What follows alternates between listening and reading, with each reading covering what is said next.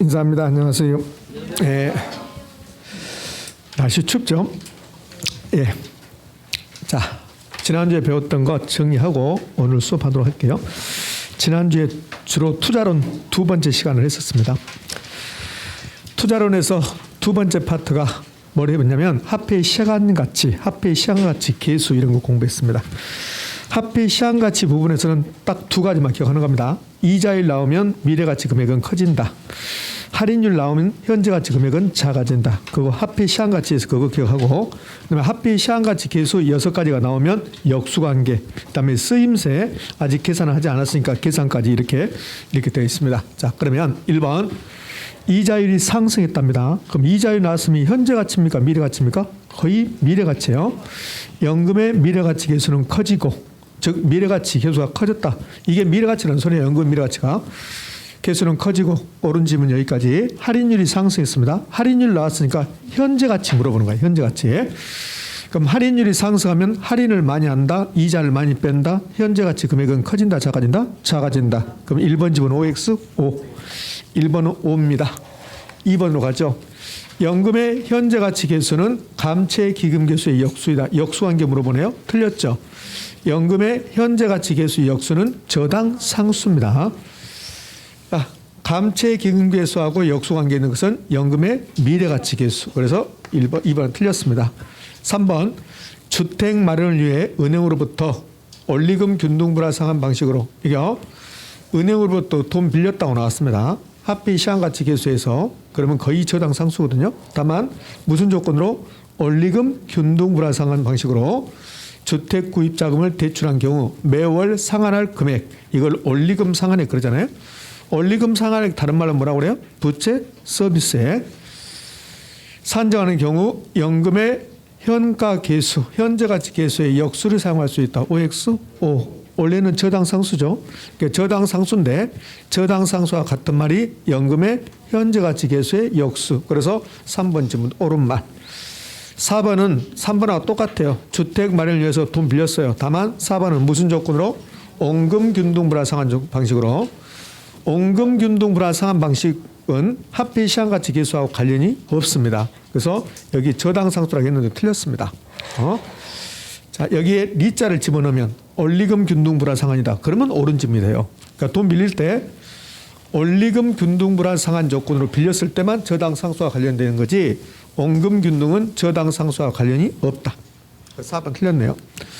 5번 매월 100만 원씩 5년 동안 임대료 수입이 발생할 경우. 자, 여기 현재가치 미래가치 따지지 말고 이제 공부가 좀 됐으니까 읽어가면서 연금입니까? 일시불입니까? 연금.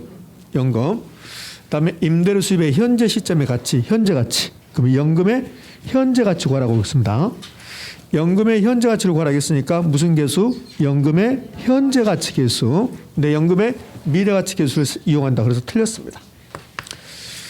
6번 10년 후 주택 구입에 필요한 10억 원을 만들기 위해서 미래 일정액을 만든대요. 적금 든 겁니다. 그러면 적립해야 될 금액, 적립액, 불입액 산정할 때 뭡니까? 감채기금계수입니다. 근데 감채기금계수와 같은 말이 뭡니까? 연금의 내가계수, 미래가치계수, 역수를 이용하여 계산할 수 있다. 6번 OX 5. 자, 7번 매년 말 1,000만 원씩 적립한 경우 5년 후에 가치를 산정할 때, 5년 후에 가치니까 미래가치죠. 그 다음에 매년 말 1,000만 원씩이니까 연금이죠. 그러면 7번은 연금의 미래가치를 구하라는 거야. 연금의 미래가치를 구하려면 연금의 미래가치 계수를 사용하죠. 근데 연금의 미래가치 계수와 같은 말이 감채계수의 역수죠. 그러면 7번 집은 옳은 말 틀린 말? 옳은 말. 8번 상환비율하고 잔금비율 다음은 몇입니까? 1. 8번 옳은 질문. 지난주에 더해서 1 되는 거 2개 배웠습니다. 상환비율하고 잔금비율 1이고 또 뭐하고 뭡니까? 대부비율하고 지분비율. 대부비율하고 지분비율 다음은 1입니다. 자, 이제 현금 수지의 추정으로 갑시다. 현금 수지의 추정은 두 가지로 영업 현금 흐름이 있었고 매각 현금 흐름이 있었습니다. 영업 현금 흐름, 임대 단위수의 단위당 A상 임대를 곱하면 가능 총소득. 여기서 공실 및 불량부채 빼고 기타 수입을 더하면 유효총수도, 유효총수도에서 영업경비 차감하면 순영업소득, 순영업소득은 세 사람이 나눠 갖는다.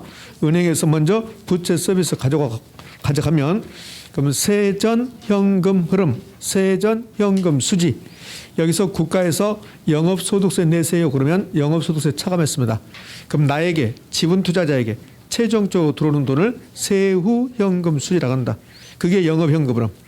처분시 현금 흐름은 매도 가격에서 매도 경비 빼고 그러면 순매도 가격이 나오고 순매도 가격에서 뭘 빼냐면 미상환 저당 잔금 아직 못 갚은 금액 빼고 나면 세전 매각 수지, 세전 지분 복귀에 여기서 자본 이득세 차감하고 나면 세후 매각 수지, 세후 지분 복귀. 기억납니까? 자, 혼자 하는 것 같아 그냥. 이렇게. 자, 됐습니다. 그거 물어보는 거예요. 그다음에는 영업현금 흐름은 7가지 형태로 시험에 출제한다. 첫 번째 순서 암기하십시오. 두 번째 크기 비교 동일할 수 있다 없다? 있다. 세 번째는 어떤 항목 계산할 때, 순영업소득 계산할 때, 유효총수득 계산할 때 필요한 것은 자기 유의 것들. 네 번째 소득이 나오면 총투자액, 수지가 나오면 지분투자액. 다섯 번째 영업경비에 포함되는 거 포함되지 않는 거 구별하는 거. 영업경비에 포함되려면 영업할 때 보유하면서 영업할 때 들어가는 경비, 그 부동산에 대한 경비. 그래서 유지비, 관리비, 수선비, 광고비, 뭐 전기세, 수도료 뭐 이런 거. 그다음에 재산세, 종부세, 하재보험료. 영업경비에 포함되지 않는 거 저하고 약속했죠. 여기로 공부소감 소계자. 여기에 뭐 취득세라든지 법인세 이런 것은 영업경비에 포함되지 않는다. 그런 거 했었을 겁니다. 기억나가요? 그다음에 여섯 번째가 영업소득세에 대한 것을 알아야 되는데 영업소득세 지난주에 공부하지 않았어요. 그다음에 일곱 번째가 계산 문제. 이런 행태로 출제한다. 자, 그럼 보자고요. 1번 가능총소득을 다른 말로 잠재총소득 그래요. 가능총소득에서 공실 및 불량부채를 차감하고 기타 수입이 기타 소득, 영업의 수입 가산하면 유효총수득이다. OX, O. 2번 순영업소득은 유효총수득에서 부채 서비스를 차감하여 계산한다. OX, X. 순영업소득에서 부채 서비스가 아니라 뭡니까? 영업경비. 그래서 여기 부채 서비스가 아니라 영업경비가 틀렸습니다. 3번 영업외수입, 공실률, 불량부채, 단위당 이상 임대료는 유효총수득 산정 때 필요한 항목이 이렇게 나왔습니다. 그럼 유효총수득 산정할 때 필요한 것은 유효총수득 위에 있는 것들이야. 그러면 영업외수익, 공실률, 불량부채, 단위당 이상 임대료 전부 다 여기 유효총수득보다 위에 있는 겁니다. 그럼 뭡니까 있습니까? 5죠. 5.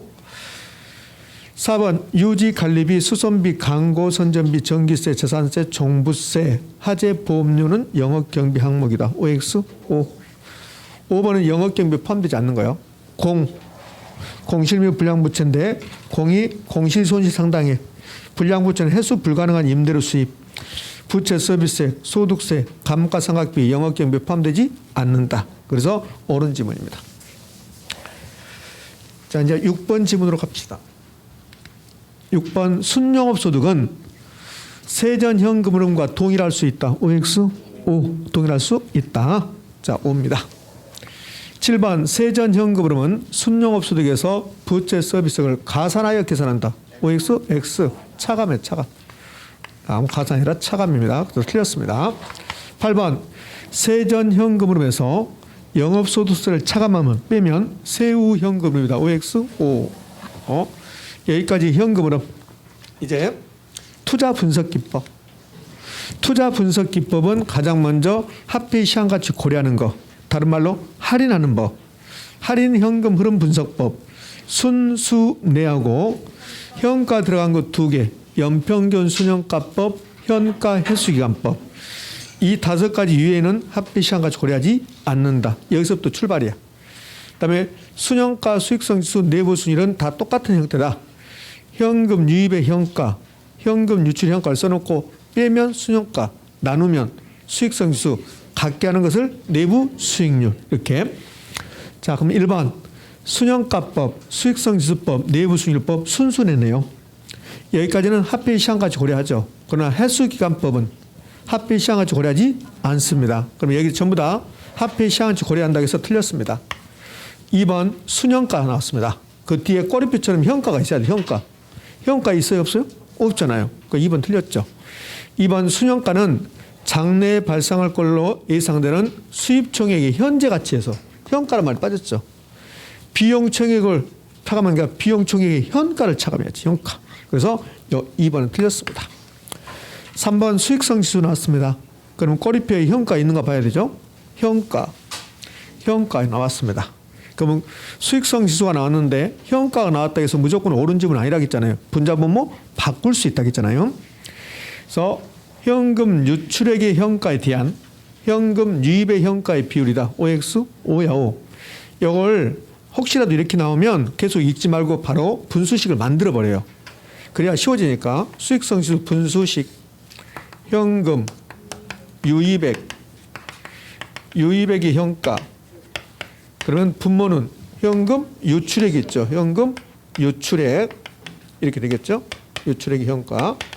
분수식 읽을 때 이렇게 읽어간다고 했잖아요. 수익성 지수는 현금 유출액의 현가에 대한 현금 유입의 현가의 비율이다. 그럼 OX? O입니다. 3번 O. 4번 내부 순위이 나왔네요. 내부 순위는 순현재 가치를 0으로 만들고 수익성 지수를 몇으로? 1로 만드는 할인율이다. 그럼 4번 OX? O. 5번부터는 이제 합비 시황 가치 고려하지 않는 거. 5번부터는 어림셈법, 비율 분석법. 5번 총소득 승수란 총소득에 대한 총투자액의 비율이다. OX? O. 총소득 승수, 소득 나왔으니까 총투자액이 나와야 돼. 총투자액, 지분투자액 나오면 틀린 말이고 5번 옳은 지문입니다.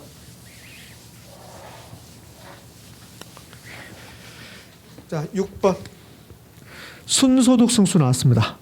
부동산 가치 총투자액을 순영업소득 나눈 값이다. OX? O. 그죠? 순소득 승수하고 같은 말이 뭐예요? 자본 해수기간. 순소득 승수하고 같은 말 자본 해수기간. 6번 옳은 말. 7번 세전현금 수지승수 나왔습니다. 세전현금 수지승수 총투자액이 나왔습니다. OX? X. 세전현금 수지승수, 세후현금 수지승수는 지분투자액이 나와야 돼. 총투자액 나오면 틀린 말이야. 총투자액을 세전현금수로 나눈 것으로 지분배당률과 역수이다. OX? X. 지분배당률과 역수라는 것은 맞아요. 근데 여기 총투자액이 아니라 무슨 투자액입니까? 지분투자액 이렇게 나와야지.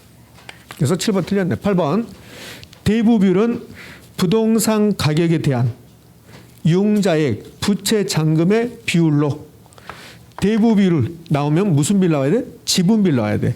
그럼 대부비율이 상승하면 지분비율은 낮아진다. 하락한다. OX? O. 9번 부채 비율은 부채를 자본으로 나눈 값으로 대부비율이 50이면 그러면 밑에 지분비율이 나오고 지분비율도 몇이고 50이고 이렇게 나눈 게 부채 비율이죠. 그럼 50도 50이니까 100이고 그럼 몇 퍼센트? 100%. 그럼 OX? O. 10번 부채 감당률 나왔습니다. 부채 감당률 중요하니까 수식 써볼까요? 부채 감당률 순영업소득을 뭐로 나눈 것이다? 부채 서비스적으로 나눈 값이다. 이게 부채 감당률이야. 부채 감당률은 기본적으로 1보다 커야 됩니까? 작아야 됩니까? 커야 한다. 1보다 커야만이 순영업소득으로 부채 서비스를 감당하기에 충분하다. 1보다 작으면 불충분하다. 부족하다. 자, 10번 부채 감당률이 1보다 크면 순영업소득으로 부채 서비스를 감당하기에 충분하다. OX? O 됐습니다. 자, 지난주에 배웠던 투자론 다 마무리됐습니다. 자, 이제 오늘은 4개의 파트를 공부할 겁니다. 자, 개발. 지난주에 개발 일부 하고 일부 못했습니다. 그다음에 관리, 마케팅, 금융론 이렇게요. 개발 지난주에 좀 봤는데 이제 다 마무리 못했고 개발 이제 처음 배우는 거요. 관리 처음 배우고 마케팅 처음 배우고 그다음에 금융론은 좀 봤죠. 11월 12월 달에 이 3개의 파트는 처음 배운다라고 생각하시면 돼요. 그러니까 처음 배우니까 좀 어려울 수 있습니다. 다른 학원에서 보니까 처음 배우니까 영어들이 낯선다 그러더라고. 좀 어려울 수 있습니다. 자, 가볼게요. 지난주에 우리 부동산 개발 배우면서 개발의 개념, 필기노트 이런 말 없는데 여기 이제 개발의 개념에서는 시공은 개발에 포함된다, 포함되지 않는다, 포함되지 않는다. 이것만 하시면 돼요. 개발의 주체 필요 없고 오퍼드라는 사람이 부동산 개발 과정은 이렇게 7개 단계를 거쳐간다. 아, 에, 부, 타, 근, 검, 마. 그다음에 AB적 타당성 분석 나오면 계략적, 개괄적이 나와야 되고 타당성 분석은 세부적, 구체적, 법경기, 복합 개념으로 타당성 분석 결과가 같다 하더라도 개발 여부는 개발업자마다 같다 하더라도 다르다 이렇게 했습니다. 자, 배웠던 내용에 지난주 배웠던 내용을 보는 겁니다. 그다음에 부동산 개발에 따른 위험, 불확실성, 법, 시비, 법에 시비 걸지 마라 이렇게 했잖아요. 이 중에서 가장 시험에 잘 나온 게 시장 위험이다. 그 법적 위험은 법률적 사항이 변동하는 거, 사법적 위험과 공법적 위험. 공법선생님한테 배운 말이 전부 다 공법적 위험. 내일 공법적 위험 하겠네요. 내일. 그래서 토지용 규제가 어떻고 건폐율 용적률이 어떻고 지역지구제가 어떻고 그러면 공법적 위험. 소유권 관계, 지상권, 전세권 이런 거 나오면 뭐요? 사법적. 법적 위험을 완전히 없앨 수는 없고 법적 위험을 최소시키려면 토지용 계획이 확정된 토지를 구입해라. 건폐율 용적률이 바뀌지 않는다. 용도지역이 바뀌지 않는다. 그런 토지를 구입한다면 법적 위험을 최소화시킬 수 있을 것이다. 처음 듣는 표정 짓고 있네요. 시장 위험은 애우지 말고 시장은 다 알잖아요. 위험이 뭐예요? 불확실성. 시장 상황은 바뀌잖아요. 그게 시장 위험이지 뭐예요. 그 시장 상황이 바뀌어서 부동산 경기가 침체로 갈 수 있잖아요. 그러면 내가 생각했던 만큼 안 팔리는 거야. 내가 생각했던 만큼 안 팔리기도 하고 팔린다 하더라도 낮은 가격으로 팔린다. 이게 시장 위험이에요. 그럼 시장 위험을 줄이는 방법은 가서 시장을 분석해봐라. 수요 공급 분석해라. 그걸 바탕으로 매매 가능성, 임대 가능성을 분석하는데 이걸 시장성 분석이라고 한다. 시장 분석과 시장성 분석은 같은 말, 다른 말? 다른 말이다. 어떤 걸 먼저 한다? 시장 분석, 그리고 시장성 분석하게 돼 있다. 시장성 분석의 하나의 방법으로 나눈 게 흡수율 분석이라고 있는데 흡수율 분석에서 가장 중요한 말은 뭡니까? 미래. 흡수율 분석의 주된 목적은 과거의 흡수율, 현재의 흡수율을 파악하는 게 아니라 이 과거, 현재 것을 바탕으로 미래를 한번 추정해보자. 미래 것을 한번 분석해보자. 이게 흡수율 분석의 주된 목적이다. 비용이면 큰 의미가 없습니다. 자, 이거 봤고, 그다음에 이제 오늘 공부할 건 이겁니다. 부동산 개발 방식. 지난주에 이거 안 배우고 뭘 배웠냐면 지난주에 이런 거 배웠죠. 마지막에 BTO, BTL 배웠잖아요. 자, 그러면 오늘 부동산 개발 방식인데 이 부동산 개발 방식은 엄청나게 많아요. 이걸 틀을 잡아보면 이렇게 틀을 잡을 수 있어요. 뭐 굳이 쓸 필요는 없는데 자, 이 부동산 개발 방식은요. 신개발이 있고 재개발이 있어요. 뭐 이렇게 구분하는 게 뭐 시험에 그렇게 중요성이 있는 건 아니지만 신개발을 다시 나누면 이렇게 나눌 수 있습니다. 이론적 측면에서 신개발 있고 그다음에 법에서 말하는 신개발이 있어요. 이렇게. 그다음에 재개발은 이론 측면의 재개발이 있고 법에서 말하는 재개발이 있어요. 그럼 이 법 이런데 이 법에서 말하는 신개발과 법에서 말하는 재개발은 저에게 배우는 게 아니라 공법쌤한테 배우는 거라고. 공법이 이렇게 되잖아요. 국토의 계획 및 이용에 관한 법률이 끝나고 나면 그럼 무슨 법을 배워요? 도시개발법. 그 도시개발법에서 나온 도시개발 사업이 3가지 정도 나올 겁니다. 매수 수용 방식, 환지 방식, 혼용 방식 나오죠? 그게 이거야. 여기 이제 법에서 말하는 신개발에서 요즘 엄청 잘 나오는 게 환지 방식입니다. 환지 방식. 예? 그러면 이제 요 재개발은 이론적으로 말하는 재개발이 여기 있네요. 이론적으로 말하는 재개발 이거. 그러니까 부동산학 개론 책에 나온 재개발이 여기 있다고 이렇게 부동산학 개론 책에. 그런데 재개발도 법에서 말하는 재개발이 있어요. 그러니까 법에서는 재개발을 말 안 해요. 공법, 처음에 국토계획 및 이용에는 법률, 그 다음에 도시개발법, 도시개발법의 내용이 여기라고 이렇게 신개발 해당되는 거요. 그 다음에 도시개발법이 끝나고 나면 여러분이 좋아하는 정비법 배우죠. 정비법 따진다잖아요. 시행인가 다음 날에 뭐 어쩌고저쩌고 나오고 4분의 3의 동의와 3분의 2의 뭐 어쩌고저쩌고. 나는 공법 선생님들 머리 구조가 복잡하고 그래서 궁금해. 그걸 어떻게 다 기억하나? 그러잖아요. 공법 선생님도 그걸 다 기억하잖아요. 뭐 4분의 3이 어떠고 어쩌고 막 이렇게. 그래서 노래를 부르는가 보죠. 이렇게. 자, 그러면 정비법에서 정비사업이 몇 개 나와요? 3개. 그게 재개발이에요. 재개발. 이게. 그럼 3개 나오는데 우리 이름을 알아야 돼요. 3개. 주관경 개선 사업이 나오고, 그다음에 재개발 사업이 나오고, 재건축 사업이 나오고, 공법 선생님은 요 3가지 정비 사업을 오랜 동안 수업을 해요. 그러면서 뭐 정비 기반 시설이 극히 열악하고 극히 다 동그라미 하세요 막 그러잖아요. 그것은 공법에서 하는 거고 부동산에 결혼은 그거 필요 없어요. 부동산에 결혼해서는 이게 무슨 법인가 아니 무슨 사업인가 알면 돼요. 공동주택이란 말이 나오면 무슨 사업이에요? 재건축 사업이에요. 공동주택이 나오면. 단독주택, 다세대 주택이 나오면 주관경 개선 사업이에요. 그다음에 상업지역, 공업지역이 나오면 재개발 사업이에요. 부동산의 결혼은 그것만 아시면 돼요. 그게 여기에 해당되는 거예요. 그게 우리 부동산의 결혼 공법 선생님한테 배운 내용이 어쩌다 한 번씩 나와요. 여기 있잖아요. 여기 있잖아요. 정비사업.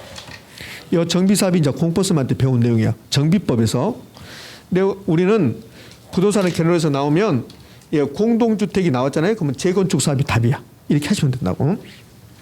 환지 방식에서 포인트. 환지 방식에서 이제 공법 선생님께서는 그림 그리면서 신바람 내면서 막 한다고. 이렇게. 근데 이제 우리 부동산학 개론에서는 환지 방식은 포인트가 개발이 끝나고 나서 채비지, 공공용지 같은 거 빼고 그리고 나서 나머지 토지를 간보일 적용해서 나머지 토지를 원래 토지 소유자에게 파는가 돌려주는가 이게 우리 시험에서 잘 물어봐요. 부동산 개론에서. 환지 방식은 돌려주는 겁니까? 파는 겁니까? 돌려주는 거야. 근데 재매각 그렇게 나온다고. 그러면 틀린 말이야. 이 정도 하시면 돼요. 우리는. 이거 봐요. 정비사업이 3개 있는데 그런데 공동주택이라고 나오면 재개발 사업이냐 재건축 사업이냐. 재건축 사업. 상업지역 공업지역은 재개발 사업이라고 그래. 그다음에 단독주택 다세대 주택이 나오면 주관경 개선 사업 이렇게 하면 된다고. 자, 그럼 이제 이론적으로 신개발과 재개발 이론적으로 보면 재개발 이론적으로 거의 나오지 않습니다. 근데 포인트만 잡고 하면 돼요. 복잡할 거 하나도 없어요. 이게 크게 신경 쓰지 마시고 보전 재개발, 수복 재개발, 계량 재개발, 철거 재개발이 있다는 거야. 그런데 철거 재개발이 우리가 알고 있는 재개발이야. 그럼 재개발 그러면 기존의 주택을 다 없애버리고 아파트 짓는 거 우리가 생각하는 게 그게 재개발, 철거 재개발이라고. 그러니까 철거 재개발은 뭐 시험에 나올 일이 없어요. 나온다면 이 2가지, 요 3가지에서 낼 건데 예전에 단독 문제를 한 2번 낸 적이 있어요. 근데 요즘은 어쩌다 한 번씩 지문 들어가는 거야. 그러면 이제 포인트 잡는데 저기 보전 재개발하고 나눈 것은 실질적으로는 재개발이 아니에요. 아닌데 학문적으로만 재개발로 보겠다는 거예요. 그러니까 우리 노원구에 재개발을 하는데 보전 재개발은 앞으로 노후화가 발생할 것을 대비해서 미연에 방지하는 여러 가지 행위들 이것을 보전 재개발이라고 불러요. 그러니까 보전 재개발은 노후 불량화 방지하는 거예요. 방지만 찾으면 돼요. 이렇게. 그럼 수복 재개발은 노후 불량화 시설만 없애버린 거, 노후 불량화 요인만 제거해버린 거, 그걸 수복 재개발이라고 그래. 요인만 제거. 계량 재개발은 계량은 고친다는 소리잖아요. 그러니까 고칠 때 확장한다, 뭐 새로운 것을 첨가한다, 그다음에 보수한다 이런 것들을 계량 재개발이라고 그래요. 그러니까 계량 재개발이 고친다는 뜻이니까 이런 의미를 가지고 있는 거예요. 자, 여기 노원역에서 만약에 서울역까지 지금 기존 도로가 이렇게 굴곡이졌다고 봐요. 굴곡이졌고 여기 4차선이야. 그럼 이걸 계량할 때 도로 계량할 때 넓게 펴버린다고 이렇게 넓히고 펴버려요. 그럼 이렇게 펴면서 확장했잖아. 확장. 그다음에 가운데 중앙 분리대를 만들어버려요. 이렇게 되면 새로운 시를 첨가했잖아요. 이런 것들을 계량 재개발 그래요. 이거 막 가서 집에 가서 외우고 그러지 마세요. 나중에 시간 흘러가면 다 됩니다. 그럼 보전 재개발 방지, 수복 재개발 요인만 제거, 계량 재개발은 고쳤다는 의미니까 새로운 것을 첨가하고 그다음에 확장하고 이런 것들을 계량 재개발. 예, 재개발 끝났고 요 민간 개발 방식 이 부분이 약간 우리 시험에서는 좀 출제 비중이 높은 편이에요. 개발론에서 계산 문제가 하나 있는데 입지계수라는 계산 문제가 있어요. 아직 계산 문제를 언급하지 않으니까 그건 신경 쓰지 말고 필기노트 있지만 여러분 시험에서 이제 입지계수 계산 문제가 나올 확률은 좀 떨어져요. 매년 나오는 게 아니라 작년에 또 출제했으니까. 그러면 이제 이 민간개발 방식 이제 볼 건데 여기 바로 들어가기 전에 처음 공부하실 때 많이 헷갈려 하시더라고요. 이 민간개발 방식 보면 자력개발 방식이라는 게 있어요. 그다음에 지주공동사업이라는 게 있고 그다음에는 신탁개발 방식이라는 게 있어요. 그다음에 콘소시엄 구성 방식이 있고 크게 보면 네 가지가 있는 거예요. 다시 한번 가볼까요? 민간개발 방식은 자력개발 방식이 있고 지주공동사업이 있고 신탁개발 방식이 있고 콘소시엄 구성 방식이 있는 거야. 근데 이 지주공동사업 속에 공사비 대물 변제형, 공사비 분양금 정산형 또는 지급형, 그다음에 사업 위탁 방식 또는 사업 수탁 방식, 그다음에 칠판에는 없지만 필기노트는 없지만 책에 보면 투자자 모집형 이렇게 나온다고 이렇게. 그럼 지주 공동사업 속에 여러 가지 방법이 있다는 소리야. 방법. 그러면 여기 칠판 보고 이 신탁개발 방식은 지주 공동사업입니까 아닙니까? 아니에요. 아니라고. 신탁개발 방식은 지주 공동사업이 아니라고. 그런데 사업 위탁 방식, 사업 수탁 방식은 지주 공동사업이에요. 지주 공동사업은 토지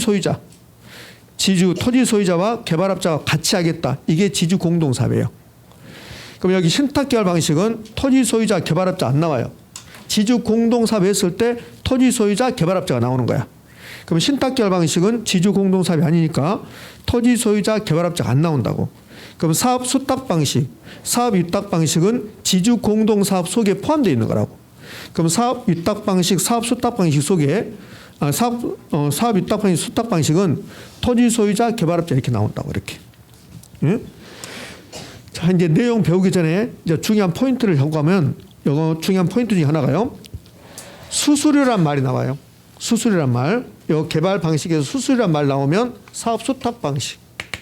수수료란 말 나오면 사업 수탁 방식. 수수료가 나오면 사업 수탁 방식. 잘 됐네. 숫자 나왔으니까 숫자 하자는 소리 이렇게. 그럼 혹시 시험에서 신탁개발 방식은 수수료에 문제가 발생한다. 이러면 올까 있을까? X. 의미 아셨지? 무슨 말인지. 뭔 말인지 모르지만 답을 그렇게 하시면 돼요. 자, 이제 하나씩 공부를 한번 해보도록 할게요. 그럼 민간개발 방식인데 먼저 자력개발 방식 나왔네. 자력개발 방식을 다른 말로 자체개발 방식 그래. 자체. 우리 책에는 이제 자체개발 방식 나왔는데 자체개발 방식 이렇게 불러요. 자, 그러면 자력개발 방식 내용을 보기 전에요.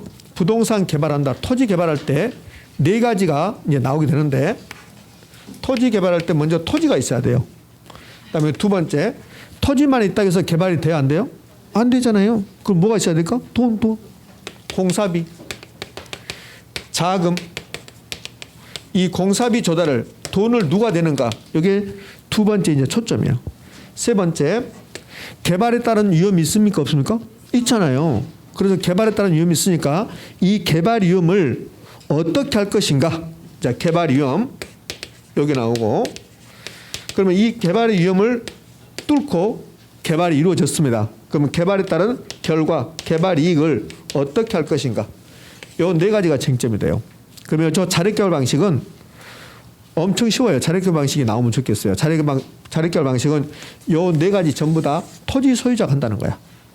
그러니까 자력개발 방식, 자력, 스스로 힘으로 다 하겠다는 소리야. 그럼 자력개발 방식을 보면 토지 소유자가 자기 토지에다가 자기가 돈 대고 돈 어디서 가져오고 그리고 개발 위험 혼자 부담하면서 개발이 이루어지면 개발 이익도 토지 소유자가 다 가져가는 거. 이걸 자력개발 방식, 자체개발 방식 이렇게 불러요. 그러면 자력개발 방식에서는 토지 소유자가 다 하니까 개발업자 어쩌고저쩌고 나오면 무조건 틀린 집이 되는 거야. 그러면 자력개발 방식에서 가장 큰 문제점이 뭐 같아요? 위험 부담이 커진다는 거야. 위험 부담이 커진다. 자력개발 방식 위험 부담이 커진다는 거야. 그러면 이 위험 부담을 분산시키자. 그래서 나온 게 지주 공동사업이 되는 거야. 그럼 지주 공동사업은 자력개발 방식에서 위험 부담이 크니까 토지 소유자와 개발업자가 같이 한다면 위험을 분산시킬 수 있다. 그래서 얼마 전에 이런 시험 지문이 나왔어요. 지주 공동사업은 토지 소유자와 개발업자 간의 위험을 분산시키는 효과가 있다. OX, O 이렇게. 자, 이제 지주 공동사업으로 가볼게요. 지주 공동사업은 토지 소유자가 나오고 개발업자가 나와요. 네, 지주 공동사업 속에 공사비 대물 변경이라는 게 있고 공사비 분양금 정산형이라는 게 있고 사업 유탁 방식, 사업 수탁 방식 이런 게 있다는 거야. 그럼 공사비 대물 변경이 어떻게 하는 거냐면 여기 토지 소유자가 토지를 제공해요. 그럼 여기다 이제 그림을 제가 한번 그려볼게요. 이렇게 토지 소유자가 토지를 제공했는데 토지가 얼마짜리냐면 200억짜리. 내 개발업자가 공사비를 대요. 자금을 댔다고. 근데 100억을 댔다고, 100억을. 그래서 이 100억 가지고 이제 개발이 이루어지면 이렇게 건물이 지어진 거야. 그럼 토지는 200억, 건물은 100억이 해당되는 거지. 그럼 총 300억이 들어가서 이렇게 건물이 지어졌다고. 이렇게. 여기서 이제 개발업자와 토지 소유자가 뭐가 생기냐면 지분이 생겨, 지분이.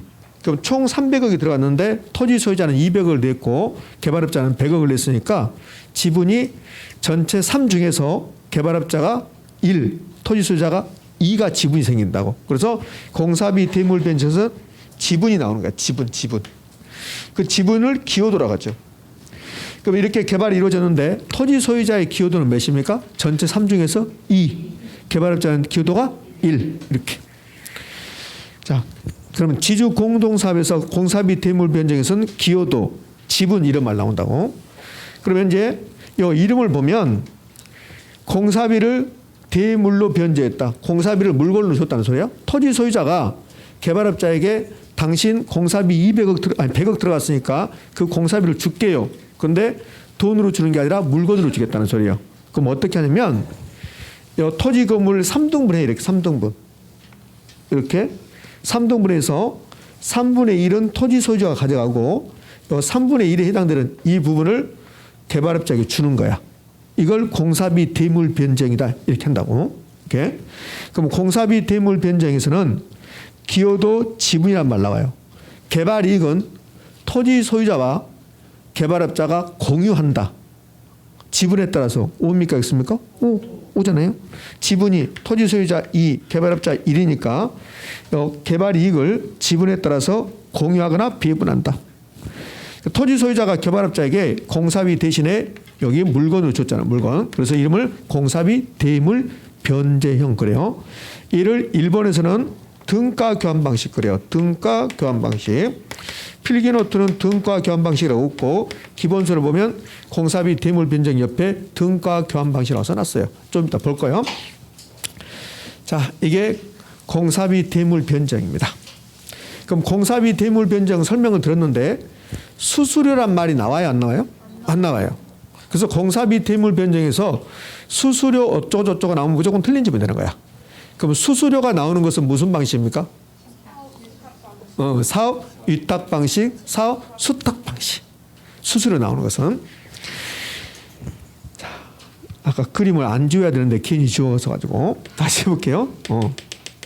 이렇게 개발이 이루어졌어요. 지금까지 설명한 게 공사비 대물 변경입니다. 그러면 이런 방식으로 개발을 하고 나서 이걸 분양을 해, 분양.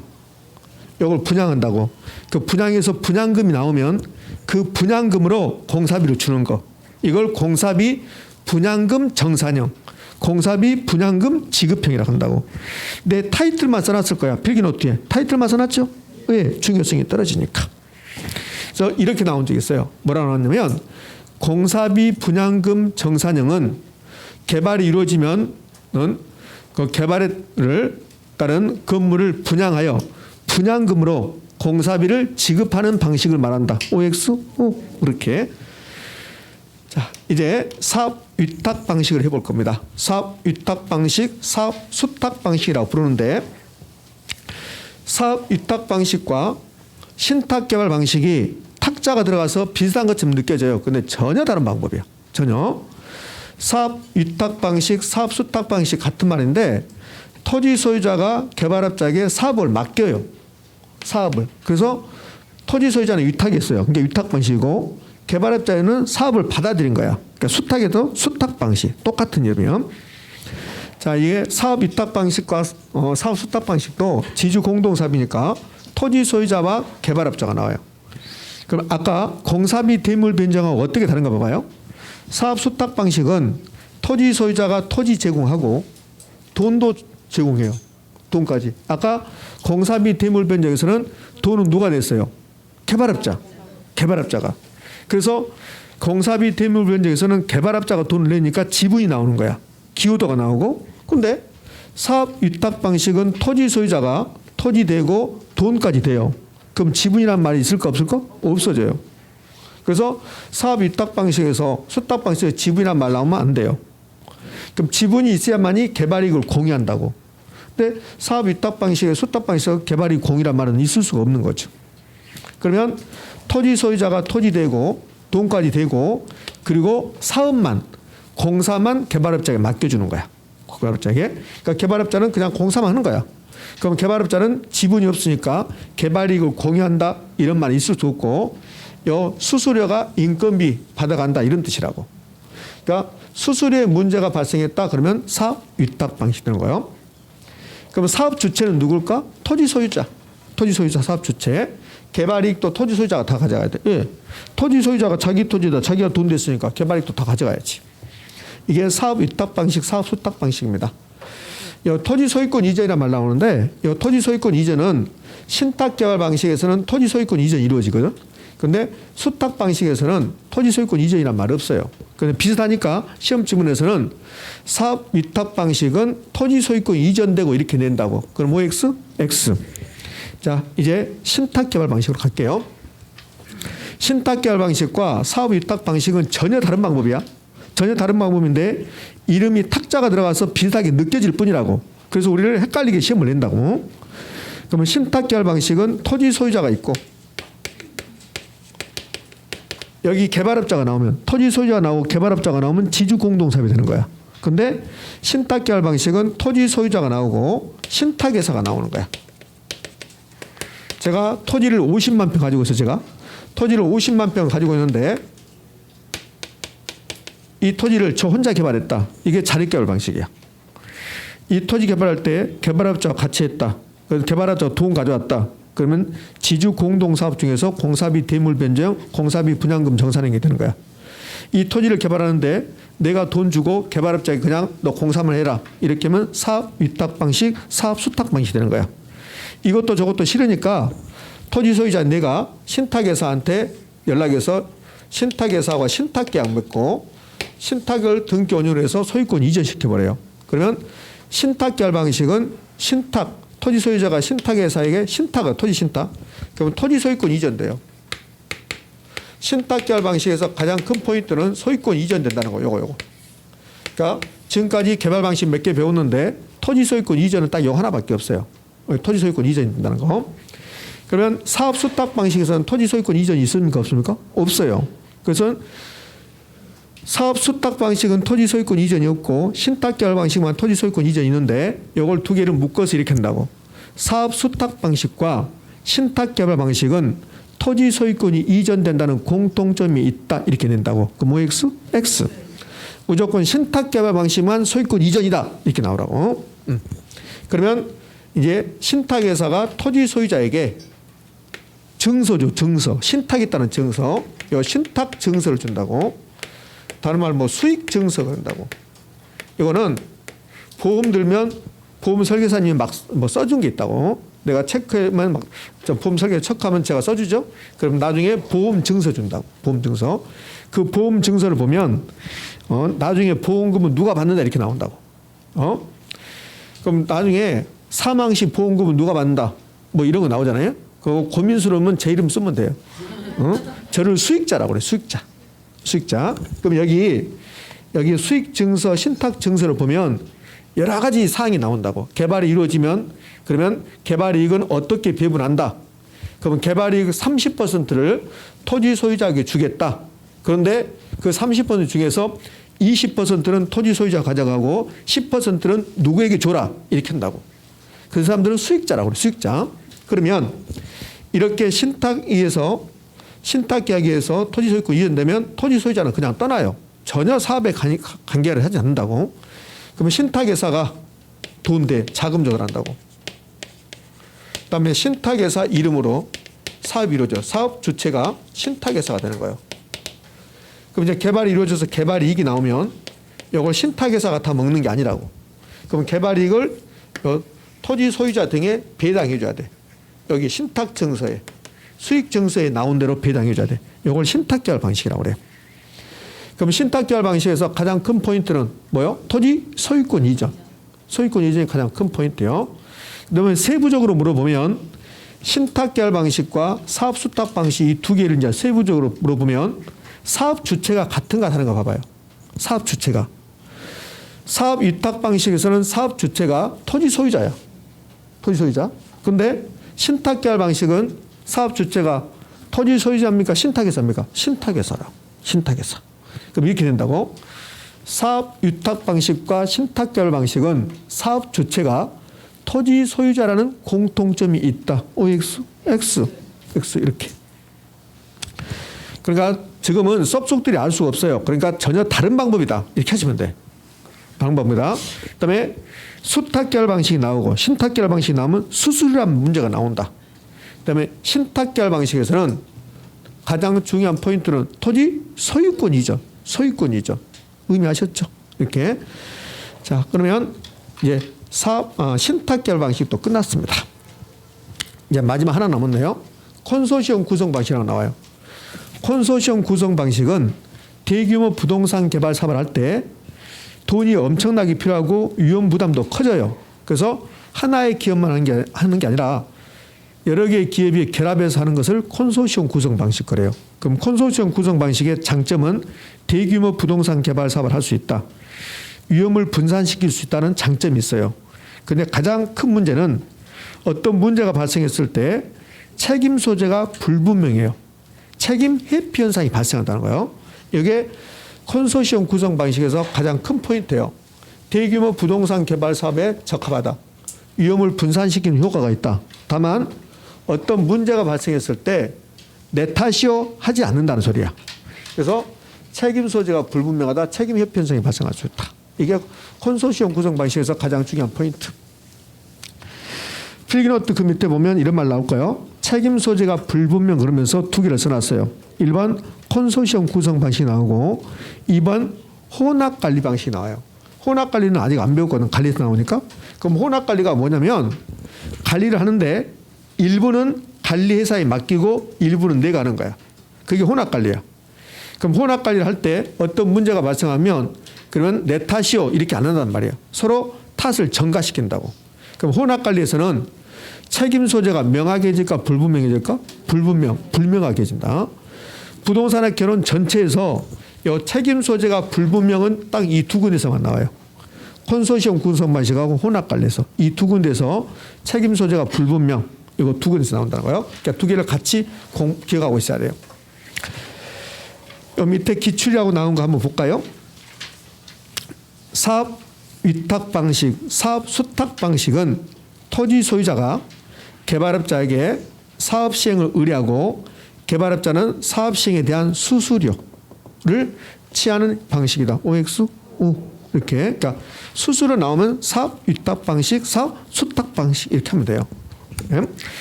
뭐 이 정도에서 개발로는 이제 마무리 짓도록 할게요. 자, 개발이 끝나고 나면 그 다음에 이어지는 게 이건 다 봤으니까 부동산 관리입니다. 이번 시간에는 관리까지 한번 해보도록 할게요. 아니다. 여러분들 관리까지 하면 또 힘드니까 그렇게 하지 말고 그냥 책 보고 기본서 좀 보고 쉬었다 할게요. 예? 제가 욕심부려서 관리까지 하면 좀 여러분 힘드니까 자 기본서를 좀 보도록 할게요.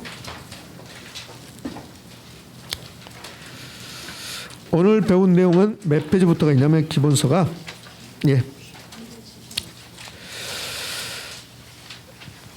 오늘 배운 내용 오늘 그래요. 그럼 여러분들이 그러니까 거기서 합시다. 앞에서부터 해볼게요. 개발론 앞에서부터 300하고도 뺄마 376페이지부터 개발입니다. 그거 보자고요. 376페이지 부동산 개발의 의의 그러면서 음영 처리된 부분이 있을 거예요. 376조 찾으셨어요? 거기 보면 거기 2조가라고 나오면서 부동산 개발의 관리 및 육성하는 법률 나오죠. 여기에서 가장 중요한 것은 뭐요? 시공은 제외한다 나왔죠? 그거 가장 중요합니다. 자, 그리고는 이제 넘어가면 돼요.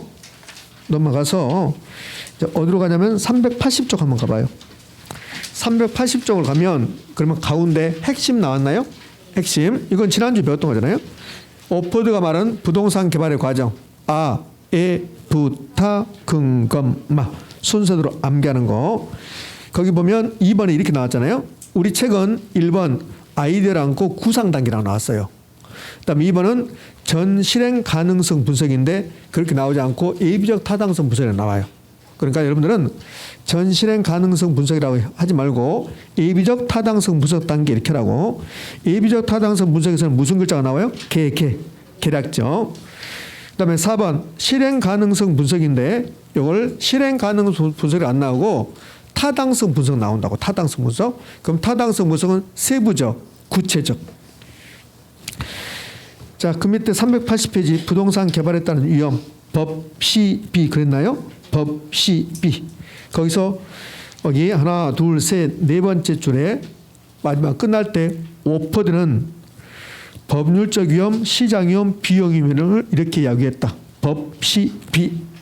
그다음에 법적 위험은 토지원 기재와 같은 공법적 관계, 소유권 문제나 주민 민원 등 사법적 관계. 공법, 사법 나눈다는 거 됐네. 자, 넘길 겁니다. 넘겨서 우리 책 382쪽 가봐요. 382쪽에 상단에 핵심 나왔는데 거기서 이렇게 나왔네요. 시장 위험을 줄이기 위한 시장 조사 나왔어요. 그러면서 시장 연구라고 나왔죠. 그 시장 연구가 시장 분석이야. 시장 연구가 시장 분석. 그다음에 시장성 연구가 이게 시장성 분석 이렇게 하면 돼요. 그러니까 시장 분석이 선행 분석이고 시장성 분석이 후행 분석이야. 그 밑에 무슨 분석 나왔습니까? 흡수율. 흡수율 분석에서는 마지막에 있는 건 뭐요? 미래. 미래 흡수율 분석이 목적이다. 그게 포인트. 그 내용을 383쪽에 막 설명 나왔어요. 383쪽에는 시장 분석, 시장성 분석, 흡수율 분석 이렇게 나왔나요? 네. 네. 넘깁시다. 넘겨서 이제 오늘 배운 내용으로 가죠. 오늘 배운 내용으로 가면 386쪽. 386쪽 가운데 1번 표 나왔네요. 신개발, 재개발 나왔습니다. 신개발, 재개발 나오고 재개발 보면 시행 방법에 보전 재개발, 그럼 방지, 수복 재개발, 요인만 제거, 개량 재개발, 확장 개선, 첨가 이렇게 나왔잖아요. 자, 그 밑에 신개발 갔더니 동그라미 2번에 신개발을 중요해서 환지 방식, 환지 사업 이것만 파란색으로 해놨네요. 왜? 요즘 이게 잘 나오니까 그래요. 이게. 자, 넘겨서요. 어디로 가냐면 그러면 쭉 넘어가봐요. 391쪽. 391쪽 가면 표 나오고 그 밑에 민간개발. 민간개발에서 1번 자체개발 사업. 이게 자력개발 방식이죠. 그다음에 지주공동사업에 공사비 대물 변경, 공사비 분양금 공사비 지급형, 투자자 모집형, 사업 위탁형. 사업 위탁형이 사업 위탁 방식, 사업 수탁 방식이라고. 그다음에 토지 신탁 사업, 콘소시엄 구성 방식이 나왔습니다. 이제 그 밑에 자세한 설명이 나와요. 자체 개발 사업은 뭐라고 설명 나오는데 토지 소유자가 다 한다는 거 한 장 넘겨봐요. 392쪽 하면 첫 번째 줄에 이는 사업 시행, 자금 조달, 이계 기속 주체가 모두 누구다? 토지 소유자가 됩니다. 단점으로 갑시다. 3번의 단점. 단점은 사업의 위험성이 매우 높다는 거예요. 그래서 자체 개발 방식은 이런 위험을 부담할 때 그 위험을 해결할 수 있는 능력이 필요한다고. 그걸 마지막에 위기 관리 능력이 요구된다 이렇게 나온다고. 위기 관리 능력이 요구된다. 자, 지주 공동사업으로 가죠. 지주 공동사업에서 의의는 필요 없고 양으로 2번 종류.